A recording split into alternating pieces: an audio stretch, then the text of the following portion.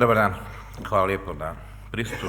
Predsjednik Republike Karan je zaista rekao sve što je važno. Ja ono što mogu da kažem nešto što je u rangu ličnog utiska, da mi predstavljamo generaciju koja je u najtežem vremenu u Republici Srpskoj poslije rata, dakle, bila progonjena na potjernicama, izdržala sve pritiske i zaslužila to poštovanje svojim požrtvovnošću i upornošću. I zato je Republika Srpska na taj način primljena u Kremlju, zbog toga smo bili u prvom redu, zbog toga je na svečanom ručku koji je priredio predsjednik Ruske federacije od 15 zvanica bilo 5 iz Republike Srpske i zbog toga i na zapadu sada pokušavaju da razumiju i da komuniciraju s nama na jedan potpuno drugi način. Znači, to je rezultat naše upornosti i istrajnosti, ali mi to nismo radili ništa, niko od nas za sebe lično.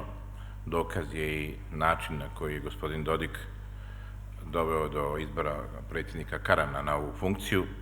Dakle, sve svoje lično je bilo podređeno kolektivno i mislim da smo stvorili situaciju u kojoj je svima jasno da će prije ili kasnije svi visoki predstavnici biti niski i da će ih Republika Srpska sve nadživjeti. I ovoga sada koji je Bosnu i Hercegovinu doveo na rub rata, u želji da nas pohapsi i zatvori, koji je uništio međunacionalne odnose u Bosni i Hercegovini, koji je napravio puno štete i međunarodnim faktorima, nije bitno da li je u pitanju Evropska unija, Sjedinjene države ili zemlje Kvinte, i čiji je rezultat, da kažem, upravo takav kakav je on juče prikazao. Dakle, on želi da napusti Bosnu i Hercegovinu jer im je potpuno jasno da je stvorio toliko smeća i toliko odluka koje mora neko drugi da popravlja. Ali do toga je dovela naša upornost. Pre godinu dana možda je izgledalo drugačije.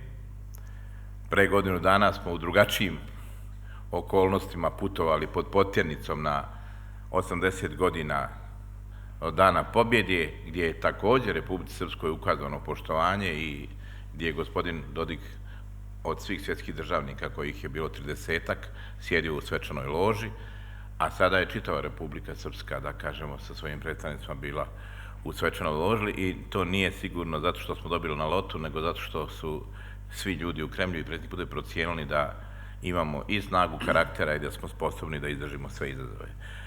I ono što je važno, da ne bi bilo pogrešnih tumačenja naše posjete Moskvi, niti smo spominjali druge narode, niti smo imali potrebe da o bilo kome raspravljamo sem o Republici Srpskoj. Dakle, mi u svojim dogovorima sa Ruskom federacijom ne želimo da nanesemo štetu bilo kojem narodu, bilo kojem čovjeku, bilo kojoj državi, kao što ne dozvoljavamo kada budemo na zapadu, gospodin Dodik se pre 15 dana vratio iz Amerike, da na zapadu neko uslovljava naš odnos sa Rusijom svojim geopolitičkim prohtjevima i potrebama. Ne, mi pokazujemo snagu karaktera, držimo kičmu uspravno i zbog svega toga smo i uspjeli da počnemo da pobjeđujemo faktore koji su mnogo veći od Republike Srpske.